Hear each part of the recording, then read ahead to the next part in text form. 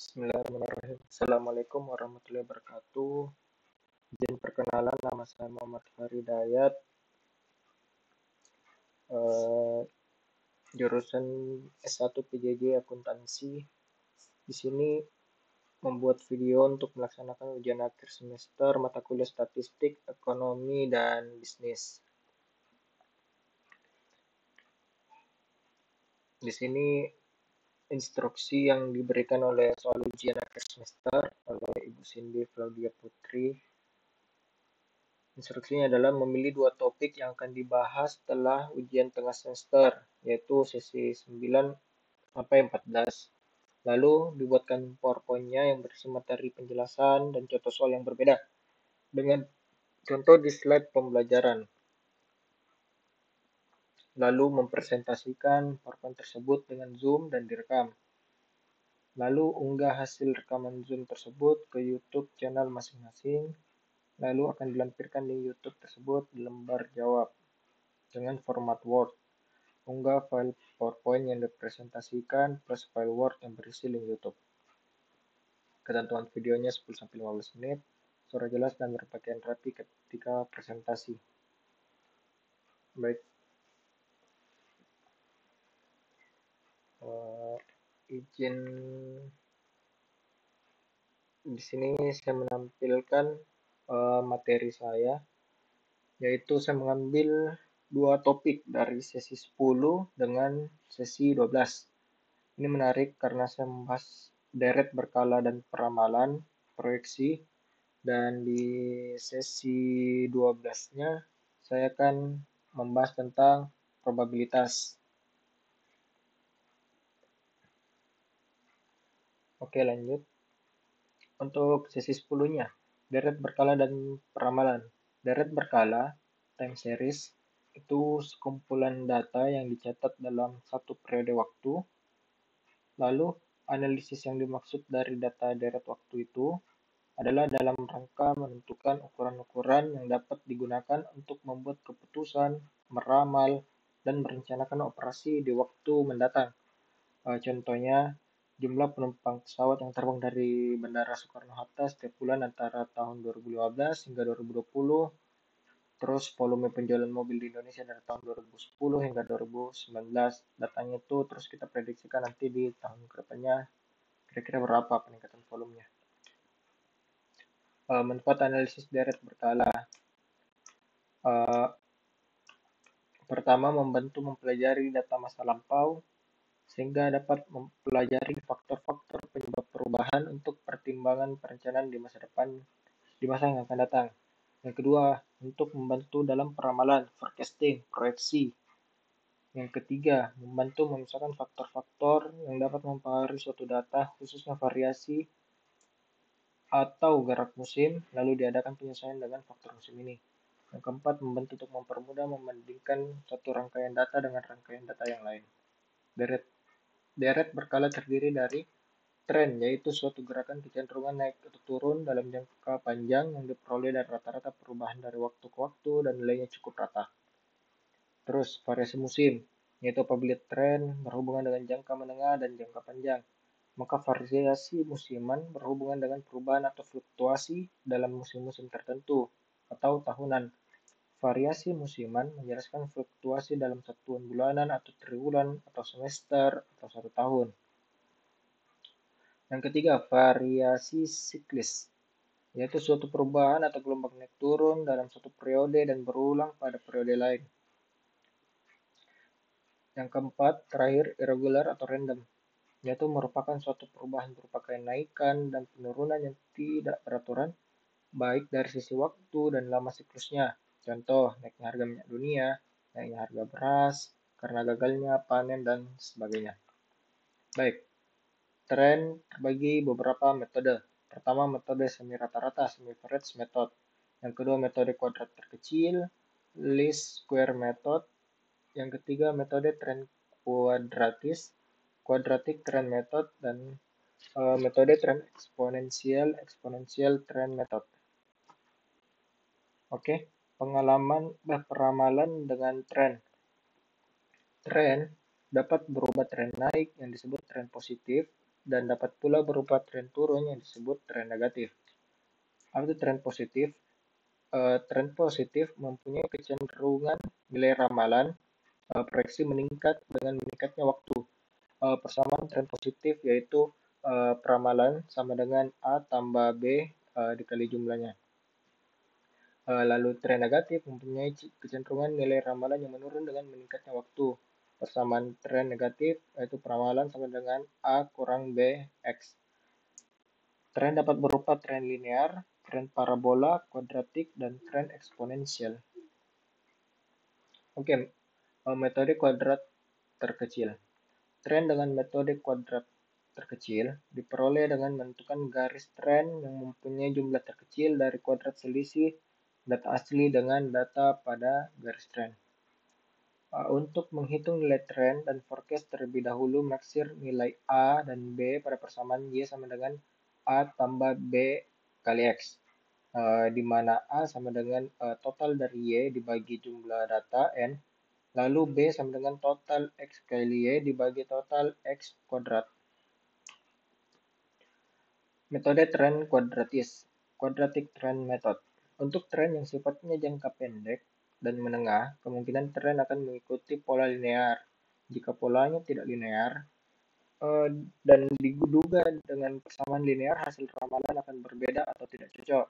Maka digunakan salah satu metode yang tidak linear, yaitu metode kuadratis, di mana persamaannya nilai tren yang diproyeksikan itu sama dengan A tambah B A tambah B kali X tambah C kali X kuadrat, di mana A, B, dan C itu konstanta nilai koefisiennya, dan X itu waktunya atau tahunnya.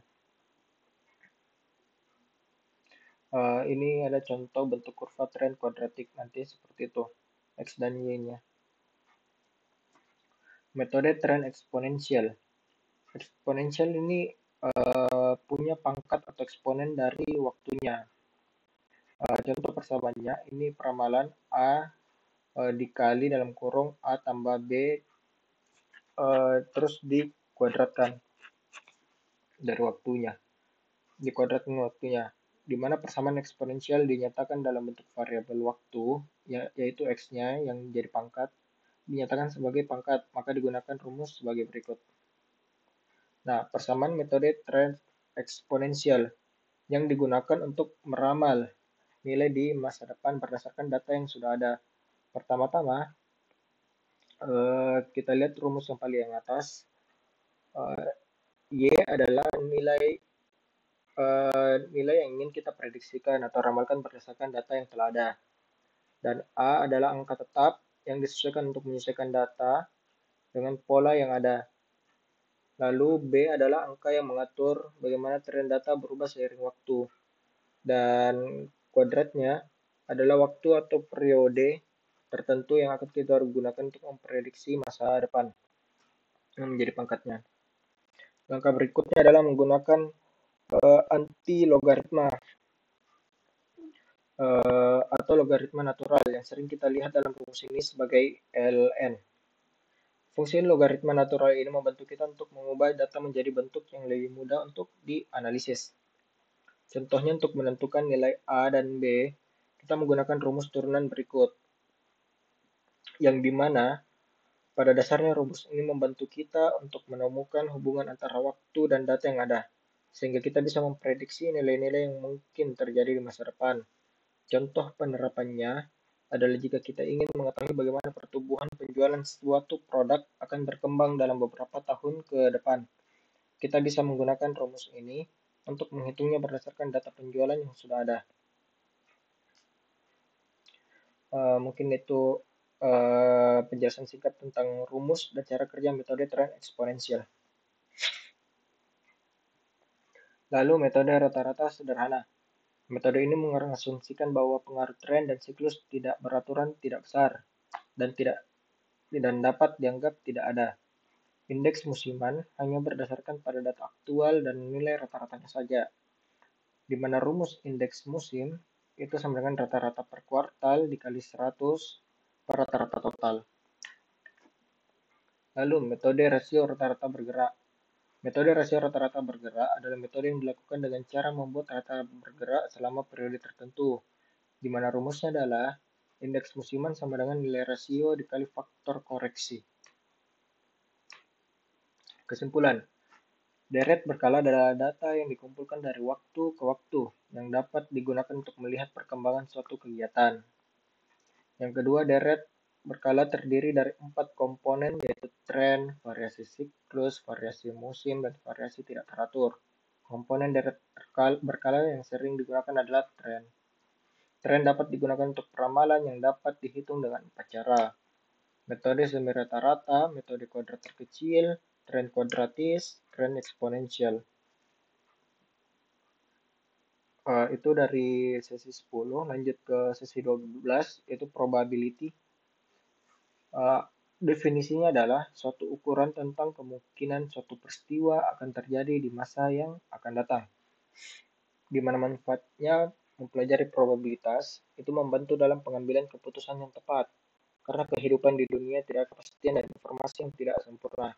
Contoh, pembelian harga saham berdasarkan analisis harga saham.